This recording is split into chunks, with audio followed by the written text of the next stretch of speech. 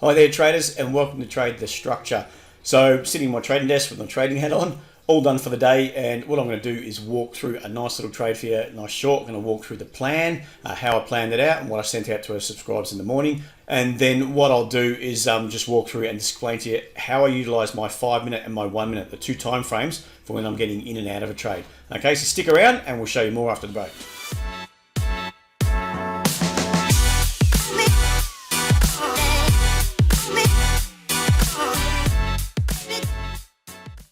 So what you can see on the screen is the 30-minute chart. Okay, so you can see the key levels. This is on the Hang Seng index. I love trading that. It's during the Asian market session. So Sydney time, it kicks off around 12:15, and then 12:30 is the underlying index, and then it'll have a break. I think in a couple of hours, actually about an hour and a half or so. It has a break for an hour, and then it kicks off again later on, and it goes through the US session, which is sort of less liquidity once you get through the US session in the start of Europe. But the main session is right now. So I'll go through a trade from today.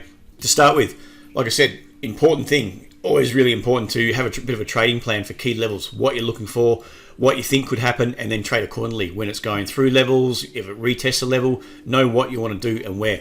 Okay, so this is my plan, basically the three levels that I was looking at. I didn't really expect it to get down to this level, but it did. But I was prepared for that and started shorting into it. Now there's certain reasons I'll show you on the 5 minute chart of why I kept shorting it, even if it looked a bit extended to me. And there's a bigger reason that you can see if we just scroll back a bit. All these longs, okay, have been building up and building up and building up. So if you bought it anywhere around here and you're sitting on this, and especially when the underlying index is into a key resistance zone, sooner or later, you have to close out, okay? The more juice or the more fuel that's built up on the long side, the more or the deeper the pullback could be, okay, or the deeper corrective move, or the more likelihood it's going to, the more it builds up on the upside, the more likelihood you're going to have a good move down, just to squeeze out some of the late longs. Okay, late longs, I mean that bought it late into that session on the way up.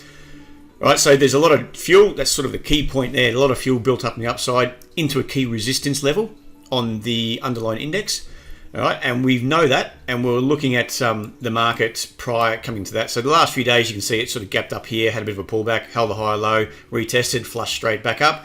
Now this is when it was trading into, the index was trading into a key level, that resistance zone. It started to flush around. Now I thought yesterday we might get a bit of a sell-off. Instead, this was the open around here. It sort of popped up, retested this zone through here, and then started holding into the close. In overnight trade, it started to flush down below that level. Okay, so that's the first sort of unwind of those futures positions or long CFD buyers or the bulls. And then we started to hold this level and started to flush. Okay, so that's what I'm ideally looking at. Now I like this level because you got a bit of a spike up to there before liquidity came in, flushed it straight back down again. You've got it pushed up and through, flushed back into it, held back up. So there's liquidity, starting to push the market back up. Started to fade at these highs. When you get these, if you get this kind of a move and then it's followed by a push in the high, a real slow or a real small push in high before it comes back again, you know that maybe you're running out of steam on the upside. Okay, the buyers are just running out of steam, and sooner or later those buyers become sellers and flow back into the market as they take profit. All right, so we got this move up here, failed to take out the previous highs or the overnight highs, I think it was. Yesterday's move up, come back down, back into that same zone. You can see support off that zone still. And then we got this lower high. So that's kind of a key for me. You've got this lower high in here, which started to pressure the market down overnight. That held overnight. And then we pressed down and finished just below. So we're really just pushing up into that zone, coming into the open today. Okay, and as you can see, we flushed up and straight down again. So that's the 30-minute chart. We've got another little level here, which I thought, okay, if it trades into that level, it's kind of that, I call it offer to bid. Offer zone to a bid zone, which is I like those sorts of plays. So I look for that. If there's nothing in between, a clear level in between, you're sort of looking for that offer zone all the way down to a bid zone. Now if that's 200 points away, so be it. You've got to try and ride it out. Now we'll get over to the 5 minute chart and take a look at that. Okay, so here's the open. I think it was this candle here, 12:15. So that's Sydney time, 12:15 it opens. So 15 minutes before the index opens, you've got the futures or the CFDs play around. You get that liquidity starting to move around and people starting to position themselves. Okay, then the market may start to pick a direction after that.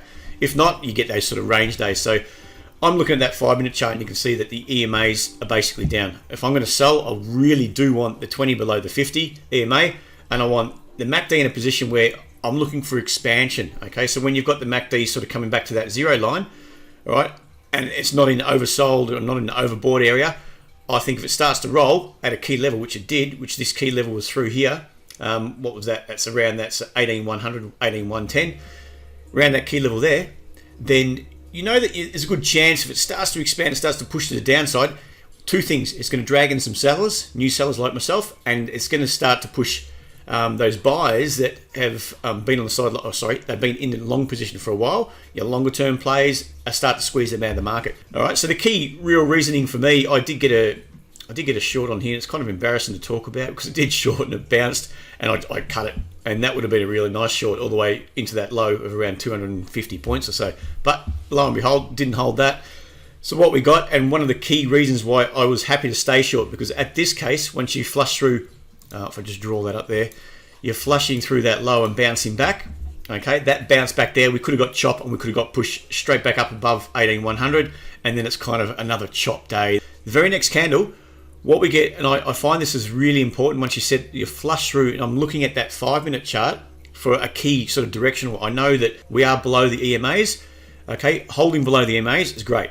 Okay, the 20 below the 50, it's lining up. This area here is, it's looking to go back into expansion on the MACD. That's fantastic. So things are starting to line up. Once we got that, that could all change. You could rip straight back up again, and then you can forget about it. EMA start to roll up, MACD starts to flatten out and roll up. Okay, that short side is probably off the cards. But as it played out, we whipped through the high, come straight back down again. So that candle there, once it closed, I was focused in on this next candle in. And I did actually have a short down, cut it, and then had another short, I think somewhere around here, which we'll show you on a 1-minute chart. All right, so the reasoning why I was still biased down, once we got this kind of a move up into the level from the open and kept fading, you can see those wicks pushing. Then we got a red candle here, red candle, flush down, pop straight back up. And this was a confirmation for me, is that red candle here is at 1240. 10 minutes after the index open, that candle there was confirmation for me that stay on the short side. So yeah, that was off the 5-minute chart. And once we start to break down here, for me, you're looking for that offer to bid. Okay, you're looking for that move from that offer zone to the bid zone. Well, it's probably not really good looking at that, but you'll see this is kind of what I'm looking for, a move down here. All right. So that was the premise on the 5-minute chart, and it's really just looking down to the 1-minute chart for the entries, which we'll show you just now. Okay, so looking at the 1-minute chart, you can see I think I was short in here and then cut it pretty quickly. I was expecting here, once we started to get back up through that level, I was gone. Okay, I thought if it was going to power through, there's a chance that, getting short here off this lower high below the EMAs, just after the index open, I wanted to jump in that. I don't want to find out that I've missed my opportunity and it's gone short and my premise was right, but I just sat on the sidelines doing nothing, which I pretty much did yesterday. Then I'm happy to take that short, and I'm also very, very cautious because it's very early in the session and we haven't swept enough traders, we haven't chopped around. I'm basing my trades off the 5-minute chart. Okay, the 5-minute was down at that stage. If we flush through the opening low, which was here, opening low, and we bounce straight back up, I'm out. Okay, which I did get out there. I think I did take another little trade. It might have been in here, or I was watching this action. I wasn't too keen. It might have been another little trade. I was just in here. I took that short, and again, I was quick to jump out of that trade.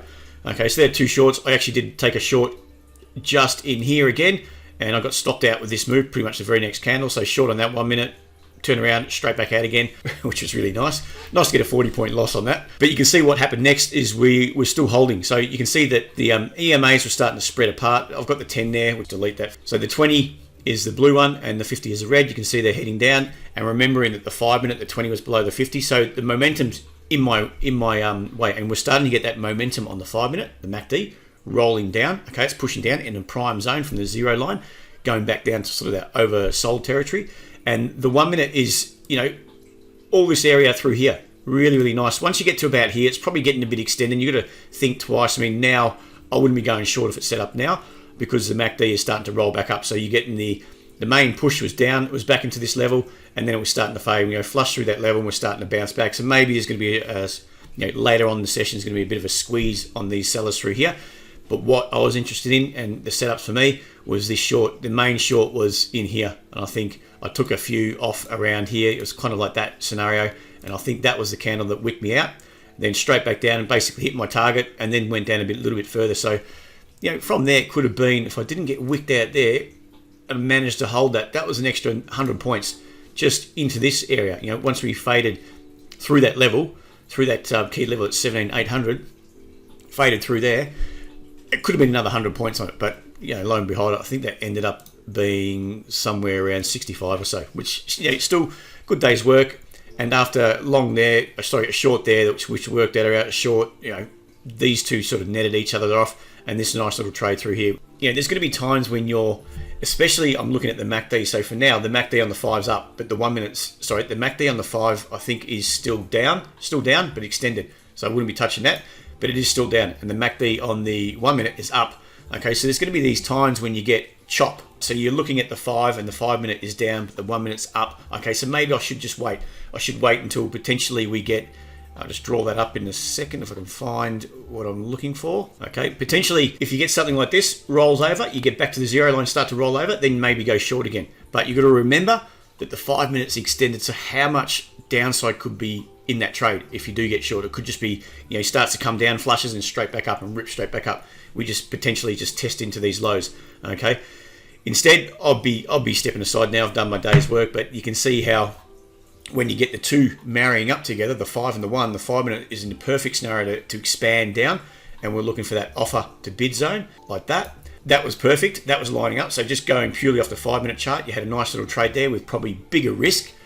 You break it down to the 1 minute chart for your entries, and you've got the same. The EMAs are in line, the MACD is in line, everything's working out. So that's how I like to use the two and work my trades together off the 5 and the 1 minute chart. Now, if I'm going against the trend on the 5, it's probably more of a scalper mentality if the 1 minute's setting up. Okay, there's times when the 5 minute could be rolling up on the MACD, but we got this kind of scenario where the 1 minute's rolling down, so I'm more looking for a scalp trade than something that could really expand. Okay, so I think it's really, really important to make sure with your trading, take into account too. Go through the different time frames, set up your levels pre the open, know what your 5 minute's doing, know what you want to see on the 5 minute, what your prime entries are, as opposed to something that may be more scalpy or more risky. And then I'm looking down to my 1 for confirmation. If the 1 is looking at like today, you've got the EMAs in favor and if everything's matching up together, then you've got to try and hit it hard, and you've got to try to stay on the same side of the market, and you've got to take your entries. That's the important thing. Don't wait for the perfect setup. Sometimes it's not going to work. That's why I was probably a bit scalpy coming through this zone here, but this one for me was really, really good. You got the flush down, straight back up, and then it failed, and we got this little minor. If you can see that little green candle and failure down again was me key to dive in, because the 5 minute chart was really starting to load up. Okay, so that's all I wanted to go through. That was a trade from today. That's how I would utilize the two and how I utilize my MACD, and I'm trying to trade with momentum, and I'm ideally, the key point is trying to trade with that expansionary phase. Okay, expansionary phase on the 5 minute chart, and I'm using it 1 minute for that confirmation. Okay, and sometimes it works really, really well, and sometimes it's a bit tougher to get on the trade, but either way, you know that you're on the right side of the market. You're probably going to be trading those high probability setups, and that's key in trading. Okay, don't get yourself caught up in the chop, as you can do on previous sessions. All right, thank you very much for joining me, guys, and we'll speak to you soon.